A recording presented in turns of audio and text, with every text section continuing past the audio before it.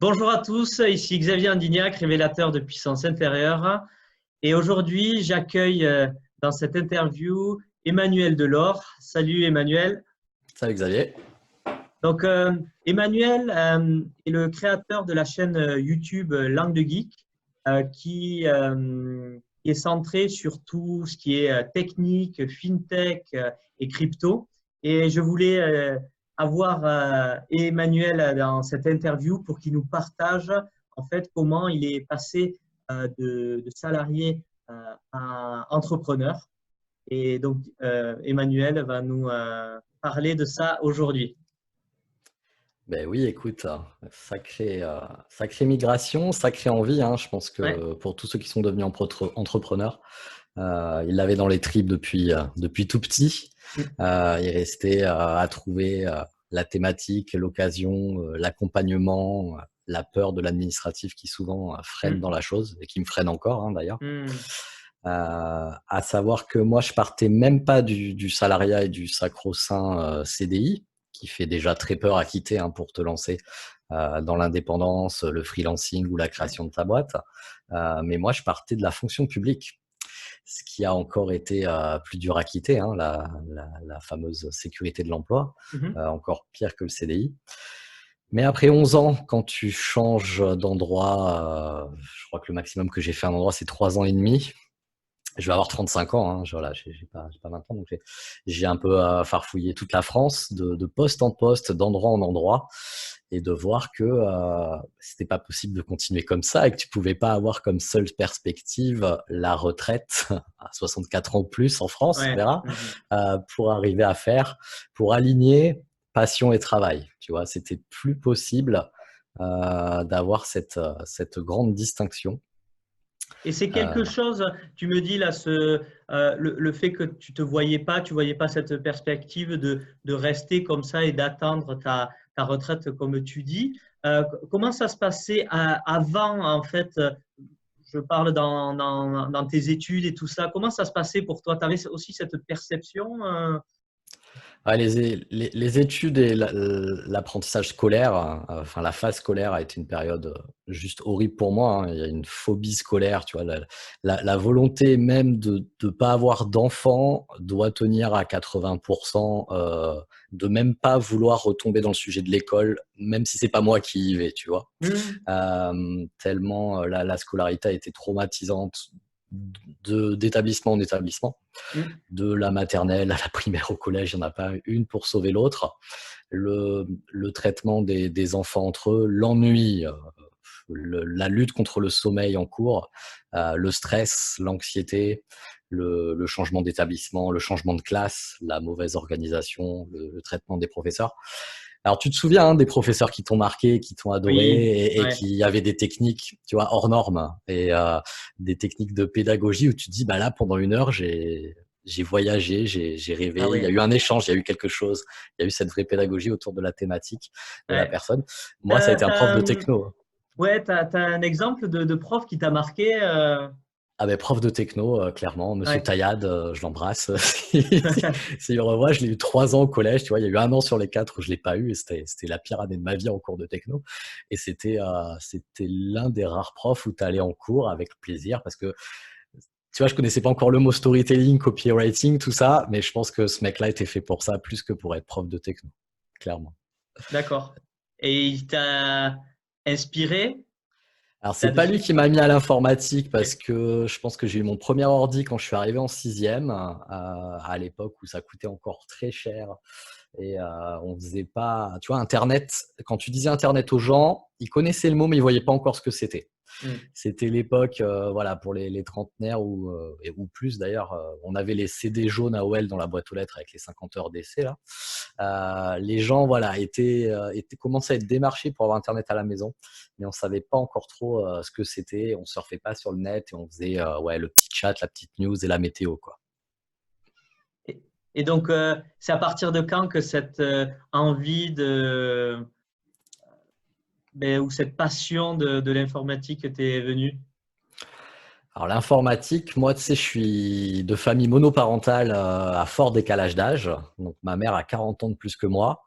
On s'est jamais vraiment parlé. J'ai pas de frères et sœurs. D'accord. Donc, mon père, c'est mon ordi, si tu veux. Les profs, je t'ai dit, je m'ennuyais, je m'endormais en cours. Donc, mon prof, mon passion, mon hobby, mon tuteur, mon mentor, mon ce que tu veux, c'est l'arrivée d'Internet qui est donc à peu près au début du collège. Donc, ça n'a pas été une passion, ça a été juste que j'ai vécu devant l'ordinateur absolument toutes les heures à l'extérieur du périmètre scolaire. Mm. Et comme la scolarité se passait du coup plutôt pas super mal non plus, tu vois. Je traversais les étages avec les facilités tranquilles, avec tous les bulletins où il y a écrit peut faire mieux si ça l'intéressait et s'ils s'en donnaient la peine, le célèbre truc. Oui, Mais ça, j'ai eu ça aussi. J'ai eu ça et t'as aussi. pas envie de te donner la peine en fait dans ce système de scolaire là. Tu n'as pas le prof, Mm. le système et voilà la pédagogie qui te donne envie de t'investir tout simplement. Mm. Mm. Et Mm. donc le seul truc qu'on te fait miroiter là, c'est bon l'informatique au sens large parce que il y en a des spécialités et des métiers dans l'informatique et il y en a que j'aime pas du tout, tu vois, que tu découvres après, a permis d'avoir au moins tu vois un but atteignable, supportable. C'était pas l'éclate.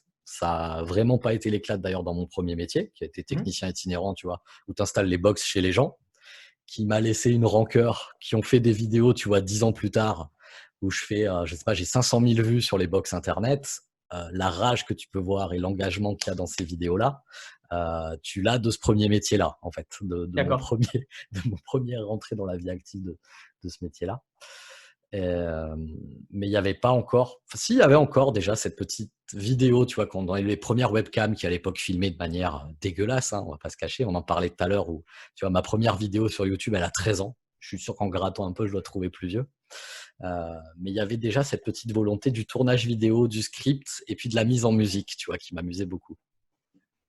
D'accord. Mais c'est malheureusement pas ce que je faisais dans mon métier. Parce que dans mon métier, ça a été ce qu'on appelle gestionnaire de parc informatique, Mm. donc dans le public, ce qui en gros, tu es l'homme à tout faire il y a ça qui marche pas sur l'ordi, va voir machin, du Ok. chef de service Et c'est là où à la tu compta, ce que commençais tu veux. à être dans ton milieu? Dans mon milieu, tu avais l'impression, c'était vraiment la continuité de la scolarité, Ok. c'est-à-dire que ça passait sans bosser, tu vois. C'était, Hmm. c'était ce que toi, tes facilités de l'outil informatique et tu vois, tu dépannes des gens qui en sont encore à je mélange clic droit, clic gauche, Ok. ou j'ai pas appuyé sur verrouille numérique, ça tape pas les chiffres. Euh, plus voilà, la gestion des pannes, du SAV, des choses comme ça, mais des trucs qui pour toi sont pas du boulot. Tu restais Et, dans ta zone de confort. clairement, Ouais. rester te planquer dans tes facilités, ce qui a quand même tenu 11 ans avant d'exploser, avec des changements de boulot, de poste, de Ok. ville et d'endroit tous les 3 ans. Une fois que tu as fait le tour des collègues et que tu as vu que si tu sors de ton bureau à la machine à café, ce ne sera pas possible de discuter avec quelqu'un et qu'il fallait faire autre chose, quoi. Et qu'est-ce qui t'a fait exploser du coup? Qu'est-ce qui m'a fait exploser, c'est que j'ai fait un cumul d'activités pour YouTube avec des premiers revenus qui sont rentrés et où il fallait créer une structure parce que tu ne pouvais pas te permettre. En fait, il y a des gens qui sont venus me chercher sur LinkedIn pour couvrir d'autres thématiques. Ce que maintenant je vends aux entreprises, hein, d'aller faire des Ouais. tournages sur des choses qu'on ne voit pas sur YouTube, hein, des formations, des séminaires, du petit événementiel, des choses comme ça. Et fallait créer une structure juridique. Et du coup, je suis sorti de ce confort d'avoir ton petit bureau tranquille, ton informatique, ton dépannage, pour connaître, alors certes, une certaine anxiété de sortir de cette zone de confort, ce que je ne faisais plus, mais d'avoir un tel bien-être dans le fait accompli, une fois que tu as créé ton petit bébé vidéo, que tu as géré ton client, que tu as fait ton devis, que tu as fait ta facture, que tu as un complément de rémunération, tu vois, qui peut être pour une fois au mérite, ce que finalement je n'avais pas depuis des années. Mhm. Ça a fait que c'était plus supportable, même avec la sécurité de l'emploi, de rester dans ce train-train quotidien du salaire qui tombe tous les mois, qui faisait du bien aussi, hein. Actuellement, c'est un stress et une anxiété qui sont revenus, tu vois, au maximum. Mais c'était plus supportable de rester dans ce confort. D'accord. Et ça a été facile de faire cette transition vers Le, l'entrepreneuriat pour toi? Ce serait mentir que te dire oui, à cause notamment de l'anxiété, hein. Ok. Moi, je suis un hyper anxieux où ça se voit pas en plus, je Et, pense. et En tout comment cas, tu l'as géré? quand je monte sur scène, tu la gères pas bien, tu la gères pas assez. Et tu vis avec, parce que tu vis avec de toute façon depuis des années, avec des va, des viens, des hauts et des bas. Hmm. Et, euh, et elle te poursuit. Et de toute façon, chaque problème réglé, cette anxiété va sauter sur le problème d'après, hein. Malheureusement, l'esprit est créatif là-dessus. Et souvent, tu choisis pas tes heures pour avoir le pic, qui pour moi est, par chance en tout cas, dans les problèmes de sommeil, pas à l'endormissement, mais plutôt au réveil. Euh, mais effectivement, non, être entrepreneur, c'est forcément, je pense, malheureusement, plus de pression dans un début d'activité. Hmm. On verra après. Je peux pas parler, tu vois. Je suis pas un mec qui fait des millions de chiffres d'affaires Mhm. derrière, avec tout roule et qui s'est installé à l'île Maurice et qui vend des formations comment passer de 6 à 7 chiffres, tu vois. C'est tout le mal que je me souhaite. Et je pense que même ces personnes-là, il y a une anxiété de l'inconnu, voilà, du monde qui va très vite, du changement technologique, voilà. Mais Hmm. ça, je pense que, voilà, ça, par rapport au début d'activité, ça doit être moins anxiogène, même si ça doit le rester, que l'étape actuelle. Ouais. D'accord. Et c'est à quel moment que tu as créé Langue de Geek? Langue de Geek, je pense que ça doit dater de 2016, la chaîne YouTube, Mhm. en sérieusement 2018. Et professionnellement, donc la boîte en auto-entrepreneur, donc le premier vrai statut où je peux dire j'ai un numéro de SIRET, ce qui est une fierté, hein, vraiment. Ça faisait vraiment des années que j'en voulais. Ça a dû être ouais, en été 2000, été 2017. Et qu'est-ce qui t'a donné envie de l'ouvrir, cette chaîne? Et ce qui m'a donné envie, c'est que j'étais persuadé que ce que je racontais sur des sujets techniques et autres, parce que tu vois, on me présente encore sur cette problématique du multipotentiel, c'est de traiter trop de sujets. Tu vois, sur une chaîne YouTube, on conseille vraiment d'être sur une niche et sur une seule thématique. Et moi, c'est Oui. de trop en traiter, ce qui me dessert énormément au niveau du nombre d'abonnés. Mais qu'est-ce qui m'a donné, c'est que j'étais persuadé de l'intérêt de ce que je racontais, en tout cas en tout cas non, dans les dernières vidéos également, mais dans les premiers sujets que j'ai traités, typiquement le débit Internet. Tu vois, moi, je suis quelqu'un qui a beaucoup déménagé à cause du changement de poste. Et pour moi, tester son débit Internet avant d'aller visiter un logement, c'est pas un sujet anodin, mais c'est un sujet qui va intéresser personne à la machine à café, sauf peut-être le mec qui est en train de déménager. Et je pense qu'il y avait plein de sujets qui pouvaient trouver audience, qui étaient intéressants, des sujets que j'avais creusés, des sujets où j'avais vraiment Mhm. des choses à dire et qui ne trouvaient pas leur écho à l'oral en vrai. Ah, ok. Euh, Ouais. et c'était de les ouvrir au monde. Et je pense que, tu vois, il y a des vidéos voilà, qui ont trouvé leur audience. Donc, je suis content de moi, c'est que j'avais quelque part raison, tu vois, au Il début. y a toujours une audience pour tout type de vidéos. J'espère. Ouais, ben forcément, hein, tu intéresseras toujours des personnes et surtout allez voir le contenu que fait Nicolas, c'est intéressant. Oui, tu allais dire quelque Bah, chose. non, c'est toi qui as redit Nicolas. Pardon, T'as une Nicolas, passion, t'as une passion pour ce prénom. Emmanuel. Pas de souci. Euh, donc, ouais, les vidéos très, très intéressantes. Tu peux décrire un peu plus ce que tu y publies sur cette chaîne pour Ouais. que Il y a je eu puisse encore. plusieurs pivots, hein, tu vois, de thématiques, ce qui n'est pas à faire. Enfin, ce qu'il y a à faire parce que tu peux pas rester dans une thématique qui t'intéresse plus parce que YouTube est trop chronophage pour traiter une thématique qui ne t'intéresse plus. Ça, Hmm. c'est clairement pas possible de le faire. Donc clairement, on reste sur de la tech, comment choisir son ordi, comment choisir sa box internet. Tant qu'à faire au meilleur prix, il y a toujours un rapport avec le rapport qualité-prix qui moi me tient à cœur. Mais clairement, le dernier pivot de la chaîne, qui moi m'intéresse de faire en conférence et donc de présenter, tu vois, sur scène sur un maximum de gens, et c'est là-dessus qu'on s'est rencontrés, c'est pour aider les gens qui seraient en phase de reconversion, indépendants, coach, Ouais. infopreneurs qui voudraient faire un produit en ligne avec ou sans accompagnement, de les aider à se lancer sur YouTube et de leur faciliter l'accession à la technique. Hmm.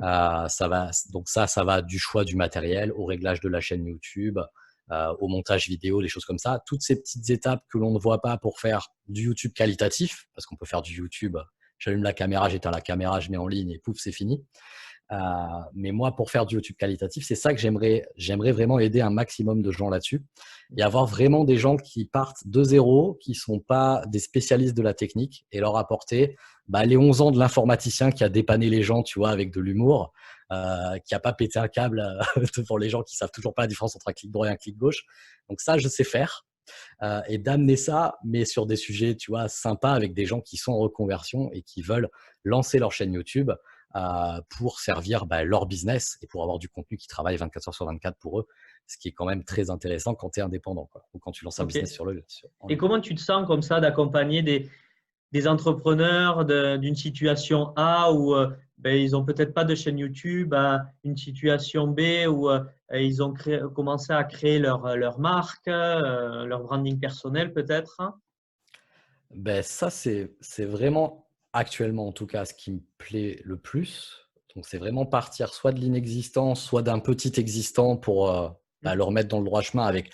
J'ai pas la science infuse de YouTube. Tu vois, j'ai 13 000 abonnés avec un truc qui a changé plusieurs fois de sujet et on va tout le temps me mettre en face des yeux. Toi aussi qui es sur YouTube, ouais, mais t'es pas Norman avec 11 millions. Pourquoi tu parles, tu vois? 13 millions même d'ailleurs, il doit avoir. Mais je pense que on est tous pas l'expert, mais on peut apporter aux gens qui sont à des niveaux plus débutants que soi et on peut avoir une pédagogie différente et une manière. Un expert ou quelqu'un qui a 11 millions d'abonnés, c'est pas forcément quelqu'un qui va être compétent pour un débutant. C'est pas forcément quelqu'un qui va être compétent pour tous les âges ou pour tous les profils. Donc, tu vas forcément avoir ta zone d'excellence dans la transmission Bien sûr. envers une certaine catégorie de gens. Ça va être de l'âge, du sexe, profil professionnel ou la méthode pour enseigner, qui va être des vidéos, qui va être de l'accompagnement personnel présentiel. Et je pense que moi, c'est ce que j'adore faire en tout cas sur la conférence et puis en one-to-one comme ça avec les gens que j'aide sur YouTube. Ouais. Et je renforcerai le message que tu disais. En fait, on a toujours un chapitre ou deux d'avance sur des personnes. Donc, la notion de il y en a qui font mieux que toi, ouais, ok, mais si on fait ça, on fait rien. Exactement. Clairement. Donc, bravo pour ça. Donc, tu es en train t'as une offre qui est diversifiée. euh, dans, Voilà, c'est le problème d'un entrepreneur qui débute son activité, c'est tu vois, cibler et trouver son offre. Hmm. Et là-dessus, tu vois, c'est un peu sans fin parce que dans la vidéo, alors là, je parle pas de l'accompagnement YouTube où là, c'est plutôt clair à faire. Et là-dessus, clairement, il faut que je me dirige vers un produit en ligne, tu vois, avec des vidéos proposées. Je suis en train de la faire et de tourner les vidéos là-dessus. Mais dans le milieu professionnel, au niveau de la vidéo sur ton offre, la vidéo, c'est tellement infini. Ça dépend tellement de la thématique, ça dépend tellement du jour de tournage, ça dépend tellement du client, du sujet, du script, des choses comme ça. Mais c'est super cool parce que quand tu es quelqu'un qui s'ennuie super vite sur une thématique ou sur ton boulot, là, tu es sur un boulot qui a une infinité de Hmm. propositions et où tu peux toujours aller vers quelque chose de nouveau. Et en vidéo, en technique, généralement, de toute façon, rien ne se passe comme prévu. Il y a toujours les Ouais, aléas et en plus, il y a des toujours des aléas. évolutions. Donc, tu restes pas sur des produits qui sont figés, qui sont en constante évolution et tu es obligé de te mettre toujours au goût du jour, à la page. Ouais, moi, c'est vraiment le montage vidéo créatif, donc là plutôt personnel, parce que quand c'est pour un client, tu peux pas illustrer dans tous les sens, comme quand tu fais du YouTube comme ça pour toi. Mais c'est c'est l'une des rares choses qui arrive à saturer mon attention, tu vois. Moi, saturer mon attention, le focus, j'ai toujours eu plusieurs écrans, tu vois. Là, je te parle, il y a 5 écrans devant moi, ça bouge partout. Mais je suis quelqu'un qui a été incapable de lire le papier. Tu vois, j'y arrive depuis quelques mois, mais ça me demande des conditions de calme, de température, de son, de bruit, de focus. Tu vois, c'est un truc de fou pour arriver à lire du papier. C'est à peu près la même chose sur une tablette, hein, d'ailleurs. Euh, et le montage vidéo est quelque chose dans lequel, quand je fais du montage vidéo, même s'il y a un seul écran, je vais pouvoir faire abstraction du reste. D'accord. Et c'est extrêmement reposant et satisfaisant pour l'esprit d'être dans un focus que je connais pas assez quand je fais autre chose, où l'esprit vagabonde et où on n'arrive pas à rester comme ça directement dans la chose qu'on est en train de D'accord. faire. Et dans la création vidéo, qu'est-ce qui te plaît? C'est la créativité, c'est de voir le produit fini que tu as imaginé, qui est jamais pareil Ouais. que quand tu l'as écrit. Ce sera peut-être Mm. le cas à terme, hein, quand on fera des vrais cahiers des charges, seconde par seconde. Mais ouais, moi, chaque vidéo créée, j'en suis fier. Elle marche pas. Elle fait 300 vues, elle fait 300 000 vues. Je suis plus content de celle qui fait 300 000, en tout cas quand elle est bien illustrée. Même ma miniature, hein, tu vois, j'ai déjà passé une heure et demie sur une miniature. Moi, c'est un tableau. Je suis en cours d'art plastique quand je fais une miniature. Mm. Ça plaît pas. Mais je suis super content de designer ma miniature, d'aller chercher les éléments, de voir les couleurs qui vont bien, de mettre des petits éclairs, tout ça. Je C'est m'éclate, quoi. important ce que tu dis, c'est que tu te satisfais de ce que tu fais et tu n'es pas accroché à la vie extérieure. Ouais. C'est une grande Alors, force. mais ce sera peut-être pas toujours le cas, tu vois. Quand atteins tout le mal que je me souhaite, tu vois, de devenir youtubeur, je sais pas, 100 000 abonnés, des choses comme ça, où il y aura des contraintes commerciales dessus. Si ça devient mon revenu, tu vois, principal, qui Ah va oui. être Mm. les résultats au niveau de la vue, au niveau des abonnés, tu perdras forcément de la liberté et tu retomberas dans bah, c'est comme ça qu'on fait. En tout cas, c'est comme ça qu'il faut faire. D'accord. Et ça, ce sera embêtant, tu vois. Ok. Ok, ça marche. Et dans l'entrepreneuriat, quelle est la pire expérience que tu as vécue? Ça a été l'un des premières clientes avec qui on s'est complètement embrouillé. Enfin, c'est parti en cacahuète par mail, à tort partagé, dirons-nous. Tu vois, Ok. ce que j'aurais pas reconnu la première semaine. Ouais. Alors, ça a été formateur pour moi, mais de te rendre compte que bah là, t'étais plus dans le monde des bisounours et Mhm. les choses pouvaient avoir des incidences professionnelles derrière. Ah oui. Ce dont avant, tu disais, bon, ben, le salaire, il tombera à la fin du mois, c'était pas très Ouais. grave. Là, tu vois, t'étais plus dans ton cocon d'entreprise où ça sort pas de là et où tu étais Hmm. vraiment dans le monde réel. Et ce serait à refaire, je le ferais clairement pas comme ça. Je gérerais mieux la chose, je m'embrouillerais moins et je rentrerais pas, tu vois, personnellement, je serais pas montré sur mes grands chevaux aussi vite. Tu vois, je serais plus professionnel Ok. Et donc, dans la qu'est-ce que ça gestion du t'a conflit. Ouais. appris, cette expérience? Ah, ben, la gestion du conflit et la gestion du client, tout simplement. J'étais pas dans le rapport commercial avant avec les gens. Hmm. Et puis, comme moi, tu vois, je suis quelqu'un qui peut travailler en horaire décalé. Tu vas avoir cette attente d'instantanéité. Toi, tu réponds à des commentaires YouTube et sur les réseaux sociaux un petit peu toute la journée, mais ton client, pas forcément, tu vois. Et il faut être plus tolérant, tu vois, au niveau des délais. Si ça répond pas par mail tout de suite, faut pas que ça grince par mail sur la relance. On a tous eu le mail, tu vois, de la Ah oui, personne ok. seconde relance et choses comme ça. C'est pas du tout comme ça que je l'ai écrit, tu vois, mais euh, l'importance des mots dans la Hmm. communication, Ouais, c'est pareil à l'oral, hein, c'est pareil en vidéo, c'est mais un très mot de important. travers peut être très très mal interprété et peut Ouais. vite Le envenimer, pouvoir tu des vois, mots. le Hmm. pouvoir des mots. J'en parle beaucoup sur le pouvoir des mots avec les autres et également avec soi. Les mots qu'on va utiliser, l'impact que ça va avoir sur À nous l'intérieur. et les mots de notre langage interne qui va aussi nous affecter à notre état interne. Ouais, les mots, c'est hyper important. Ouais. Ok. Et ta plus belle expérience, tu as une, forcément? Ouais, j'en ai plein. La plus belle, non, clairement, c'est la conférence Belgique chez Olivier Juprel. Euh, donc pour un événement qui s'appelait Stratégie vidéo à Bruxelles. Je remets ça le, le 26 janvier, une conférence d'ailleurs à Bruxelles. Ça fait 3 fois que je vais à Bruxelles.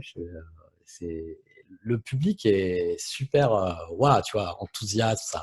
Dans la salle, tu demandes à des gens de monter sur scène, choses comme ça. En Belgique, il y a moins de timidité, je trouve, qu'en France Ah dans oui, les événements comme ça d'accord. professionnels.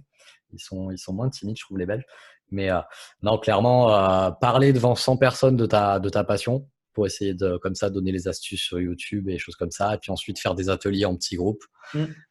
Ce serait que moi, sans avoir à gérer, bah, comme là c'était le cas, la logistique, c'est-à-dire tu viens et tu donnes, mais t'organises pas, tu vois. Royal, moi j'ai qu'un rêve, c'est quelqu'un de bien plus avancé que moi, tu vois, qui fasse de l'événementiel, comme ça se produit depuis plusieurs fois, tu vois, m'invite tant qu'à faire que ce soit rémunérateur pour moi et que je puisse en vivre, parce que c'est Mhm. quand même un peu le but aussi, et de pouvoir vivre de ça. Mais clairement, me fasse venir voilà, pour faire des pitchs de 30, 45 minutes, et puis ensuite qu'il y ait de l'atelier, qu'il y ait de l'échange, qu'il y ait du workshop, qu'il y ait de la mise en pratique. Ça, c'est vraiment aujourd'hui ce que je préfère. Ouais. Après, Et créer comment mes tu t'es propres vidéos. senti? Ah, c'était le plus dur. Alors, tu vois, j'ai aucun non, mais j'ai peu de stress avant la montée sur scène. J'ai fait devant 20, 40, 100 personnes. Euh, mais alors, la descente après est terrible. Et alors, le lendemain, sur lendemain, est terrible aussi. Mais comme quand tu es dans un événement avec plein de monde pendant des jours et des jours, en tout cas un événement qui te plaît, un événement qui te plaît pas, tu es content de rentrer chez toi au calme. Mais il y a une redescente de revenir chez toi dans un silence absolu, que pourtant j'affectionne, hein, étant hyper acousique et en vivant avec des écouteurs, enfin des casques isolants une bonne partie de ma vie.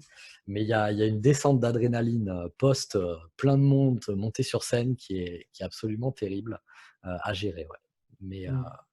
mais l'adrénaline et la dopamine que tu reçois sur scène, Ouais. quand ça se passe bien, Et cette, une seule, ouais. est vraiment génial. Et c'est cette relation avec l'auditoire, en fait, que Ouais, t'aimes, que tu ouais, apprécies. moi petit, tu vois, je rêvais de faire des one-man shows, quoi. Vraiment les spectacles comiques. Alors, je regardais des trucs qui n'étaient pas vraiment de mon âge, tu vois, quand j'étais petit, avec le décalage d'âge de ma mère, je prenais ce qu'on me donnait, tu vois. Mais moi, j'ai grandi devant Raymond DeVos, Coluche, des choses comme ça. Ouais. J'adorais ça. Et je trouve que faire de l'humour tech, tu vois, de l'humour, de la tech, je trouve que ça match vraiment bien. Je pense qu'il y a un énorme créneau à prendre là-dessus et on peut parler de technique, on peut faire des trucs qui servent des professionnels de faire des événements avec des conférences de networking en rigolant, quoi, en s'éclatant et en passant un super bon moment et en apprenant des choses. Et, Mhm. et ça, je l'ai découvert super tard sur Paris, un événement qui s'appelait les Tech Days, où c'est Microsoft qui organise ça tous les ans. Et tu as une conférence sur les 3 jours où le staff de Microsoft, il y a 2 mecs qui sont extraordinaires, qui se lâchent comme ça sur scène. Et j'ai découvert, attends, les mecs qui sont chez Microsoft, c'est hyper, tu vois, devant quand même les mecs costards, machin, décideurs informatiques. Ils font une conf, il y a beaucoup de valeur, elle est très sérieuse, tu vas vraiment apprendre énormément de choses, mais tu t'éclates à avoir les larmes aux yeux de rire, quoi. Ah Tellement ouais. le truc est super bien écrit. Ouais. Et j'ai fait, mais c'est ça que je veux faire. C'est pas Mhm. être dans un bureau et choses comme ça. Tu peux pas le faire tous les jours, tu vois. Mais en tout cas, ça, je veux faire ça, tu vois. Ouais. Et en plus, on apprend mieux par le jeu. Ah, mais c'est sûr. Bah, Mhm. il y a que l'être humain qui pense que c'est pas par Ouais, le jeu qu'on apprend, mais dans la nature, les tigres, les machins, les ce que tu veux, quand tu apprends avec Mhm. ta mère, avec tes frères et sœurs et machin truc, c'est que par le jeu et c'est comme ça que ça rentre. Mhm. Mhm. D'ailleurs, il y a beaucoup de conférences où ils n'utilisent pas la pédagogie, où là, la pédagogie, c'est très descendant, mais ils appellent ça l'andragogie. C'est que tu mets en mouvement la personne et tu utilises aussi son expérience. Et D'accord. voilà, c'est un terme qui est utilisé. Et je trouve ça génial, quoi, parce que c'est vrai que tu es dedans, quoi. Tu es pris dans l'expérience. C'est une expérience, en fait, que tu vis. Bah, de toute façon, si tu regardes pas la pendule, si tu regardes pas ton téléphone, c'est que ton truc, il est réussi, quoi. Ouais. Aujourd'hui, Mhm. c'est comme ça que tu testes une salle et Mhm. c'est encore plus dur qu'avant, hein. Tu vois, moi, j'imagine même pas si j'avais eu le smartphone à l'époque de la scolarité, je pense que je me serais arrêté au CP. Je serais Mhm. pas, je serais pas allé plus loin. Mhm. Et j'ai une question. Si tu avais la possibilité de revenir il y a 5 ans, qu'est-ce que tu changerais? Je pense que j'aurais commencé par créer la boîte, en fait. Alors, même si c'est plus confortable de venir avec un passif, avec une expérience passée, des choses comme ça. Alors, tu m'as dit qu'à 5 ans, donc tu vois, il y a 5 ans, je sortais pas de mes études. J'aurais déjà eu un petit peu le même passif de carrière finalement. Donc, ça aurait pas été assez tôt, tu vois, pour commencer en jeune entrepreneur. En tout cas, je pense que je me serais dirigé plutôt vers quelque chose avec du commerce, en tout cas avec du business. Et pourtant, pour moi, il y a 2 aspects qui sont terribles, qui vont être la prospection, qui est pour moi un cauchemar absolu. En tout cas, le rapport au téléphone, j'ai une vraie aversion pour le téléphone. Béni soit LinkedIn, tu vois, où tu arrives à faire quand même des relations et des prises de contact directement à l'écrit. Où là, moi, je suis dans mon élément, il n'y a pas de problème. La visio, tu vois, comme ça, comme toi et moi prévu, j'ai aucun problème là-dessus. Mais ouais, je pense que je ne serais pas allé vers un 100% technique et je serais resté sur un truc à double patte technico-commercial. Alors, ce qui ne veut pas dire mec en costard avec la voiture qui fait de la route et qui met le pied dans la porte dans les entreprises. Mais je pense que je serais allé plutôt vers ça. Et c'est là-dessus que j'avais fait mes études d'ailleurs. Ouais, d'accord. Ok. Donc, Et ça, c'était t'aurais. ouais, ça s'était pas concrétisé par le fait de cet aspect timidité, prospection, téléphone, des choses comme ça qui m'a absolument effrayé dans la fonction commerciale. D'accord. Et si là, en fait, Emmanuel d'il y a 5 ans te voyait en vidéo, qu'est-ce que tu lui dirais?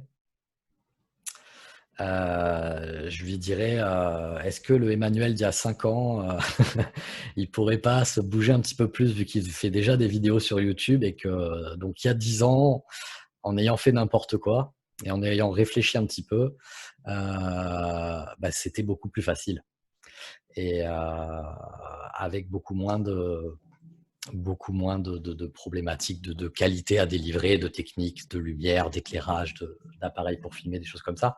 C'est-à-dire qu'en fait, si je m'étais emmerdé il y a 10 ans comme je m'emmerde aujourd'hui à faire des vidéos, ça serait déjà mon activité principale. J'en vivrais, je pourrais vraiment m'éclater et de déléguer ce que j'aime pas, faire uniquement ce que j'aime. Ce qui est, je pense, tout but d'entrepreneur à atteindre, de rester dans sa zone d'excellence et de déléguer là où il est le plus mauvais. Et alors, c'est pas trop tard et on peut pas remonter le passé, donc ça sert pas à grand chose de le dire, mais c'est de se dire peut-être que le Emmanuel qui est dans 5 ans dans le futur est en train de me parler.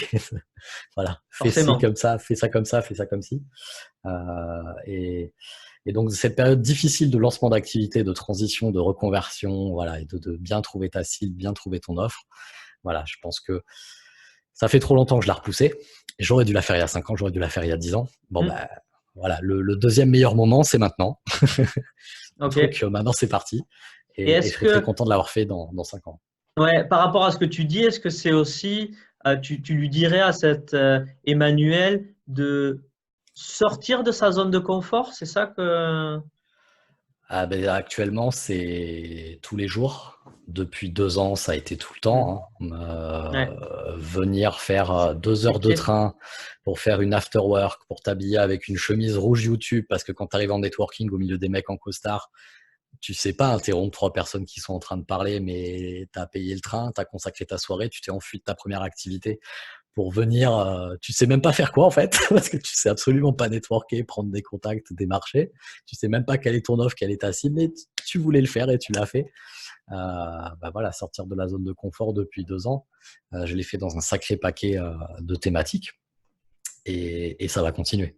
D'accord. Voilà. Parce qu'il y a forcément des gens qui sont comme toi il y a 5 ans, qui nous regardent et qui vont être inspirés par cette vidéo. Donc voilà, si tu as un message à passer à cette personne-là qui n'ose pas peut-être, qu'est-ce que tu lui dirais? Trouver le moyen, voilà, préparer le terrain. Si voyez, on peut être timide comme moi, avoir peur de prendre le téléphone pour prendre rendez-vous avec un rendez-vous médical ou à trouver le comptable, c'est un truc, ça me terrorise, tu vois, de trouver le comptable dans la création de la SS et choses comme ça, alors que il y a des gens, ça leur ferait absolument rien du tout, quoi. Ce serait pas ça, un coup de fil comme un autre. Et faites-vous aider par quelqu'un à qui ça fait rien et vous allez l'aider dans un truc qui à vous fait rien, tu vois. Faites un échange de bonnes compétences avec voilà, un échange de zones d'excellence où vous verrez qu'un truc qui est hyper simple pour vous, vous n'avez même pas l'impression que c'est du boulot, ce sera quelque chose d'extraordinaire pour quelqu'un d'autre. Donc aidez-le là-dessus, il vous aidera sur vos petites faiblesses à vous. Et je reviens à ce que tu te disais tout à l'heure, que tu disais que tu utilisais une chemise rouge pour faire une différence et pour que les gens soient interpellés en fait. Ouais, pour casser la glace. Ouais. Quand tu fais des événements pro, bah, tu as une dominante de noir, hein, de veste de costume, des choses comme ça. En tout cas, dans les milieux que je fréquente. Tu vas dans un truc de freelance graphiste, ça va être plus exotique. Et la chemise rouge, qui marche pas toujours, hein. Attention, il y a des derniers événements où tu vois, je me suis dit, est-ce que c'était une bonne idée ou pas? Je suis moins sûr. Mais elle permet quand même de casser la glace. Et pour moi, qui ne serais pas allé parler je pense que j'aurais parlé à moins de personnes sans cet attirail-là. Mm. Il y a plus de personnes qui vont casser la glace et qui vont venir me voir et parler de YouTube, et on va immédiatement parler de vidéo. Mm. Et elle a quand même fait son effet dans pas mal de networking. Et tu as des gens qui viennent me parler plus tard sur LinkedIn, typiquement avec ah, mais t'étais le mec en rouge, tu vois. Même des mecs qui t'ont pas parlé ou des mecs qui vont prendre en photo ta chemise rouge avec ton site web et ton gros logo YouTube. Et qui a un événement d'après vont reconnaître cette chemise rouge et cette fois-ci vont venir, tu vois. Ça va être un personal branding par l'image, par la couleur, qui va quand même être reconnu sur un certain nombre de networking. Donc écoute, je valide plutôt. Ok, ben super. Et pour, comme tu dis, un timide qui se démarque visuellement de tout le monde, Ouais. c'est une sacrée sortie de zone de confort aussi. Ah, pour te dire, je me suis retrouvé à un événement en fait avec un autre YouTuber qui faisait ça.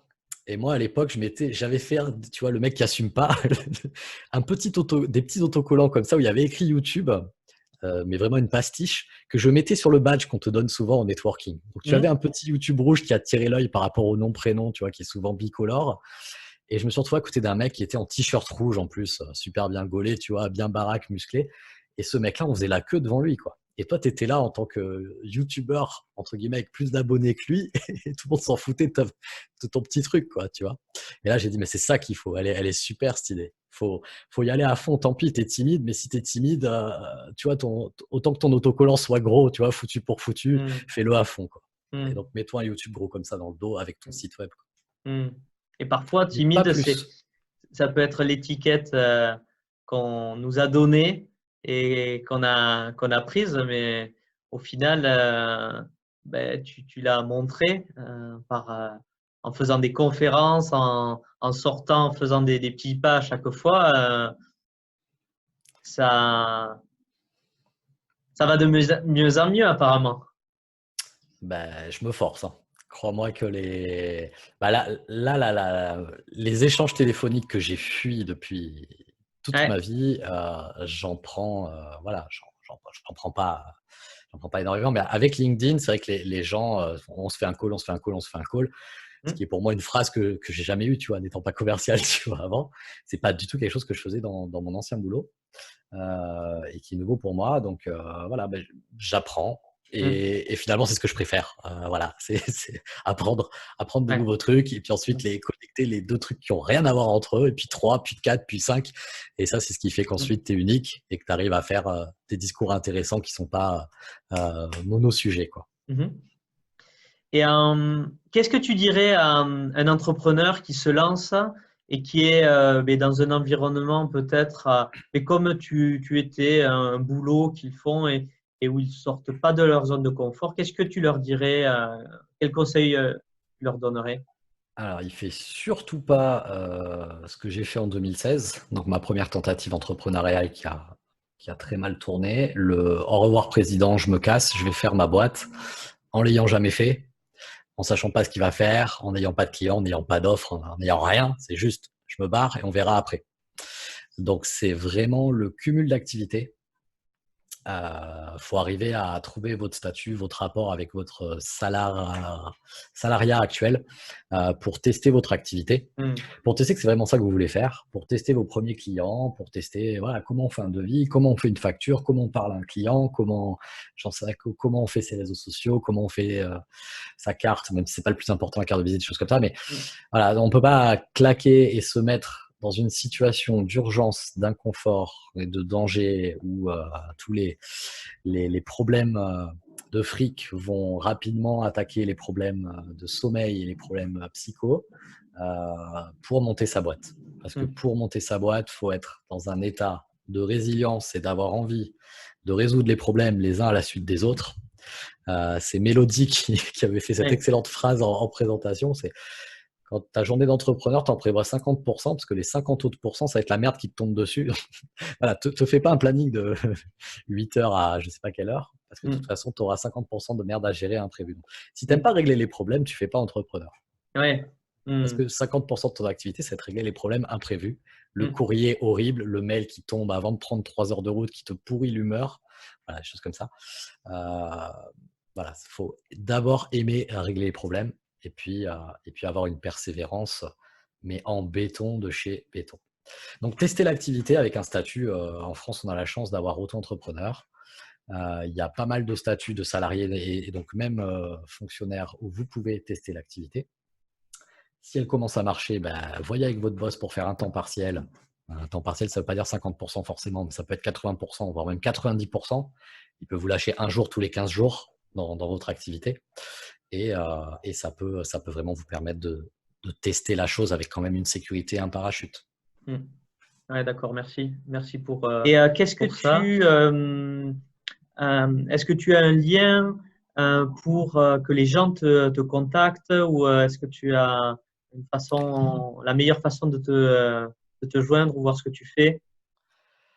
Alors clairement pour la chaîne YouTube, vous tapez Langue de Geek, même si c'est pas le mot le plus facile à dire. Tu vois, quand je le dis à l'oral, là, on a déjà 7 personnes sur 10 qui l'ont mal écrit. Donc sur YouTube, vous tapez Box Internet et puis vous regardez la première réponse. C'est pas la meilleure vidéo à regarder. Box, BOX. Ouais, BOX, Box Internet, mais vous pouvez me trouver sur plein d'autres thématiques. Mais après, languedegeek.fr qui va être mon site web. Mais après, moi, je suis très actif sur les réseaux sociaux et j'ai eu la chance d'avoir le Langue de Geek que j'ai réussi à prendre absolument partout. Donc, si vous pouvez me retrouver sur Instagram, à Facebook, à Twitter. Et puis là où je suis le plus actif, c'est en Emmanuel Delors, là pour le coup, mais c'est sur LinkedIn, qui est le réseau professionnel. Et moi, c'est là où je vais trouver les vrais clients avec qui on veut programmer un tournage pour tourner ensemble ou pour voir ce qu'on peut faire ensemble. C'est sur LinkedIn. Vous m'ajoutez sur LinkedIn et vous verrez que je réponds par chat sans aucun problème. Mais je mettrai les liens dans la description. Comme ça, les gens pourront te contacter s'ils sont intéressés et pour voir ce que tu fais également. Ça marche. En tout cas, merci pour cette authenticité, ce partage d'une partie de ta vie et de ce que tu fais. C'était un plaisir de t'avoir aujourd'hui. Mais merci à toi, Xavier. Ouais.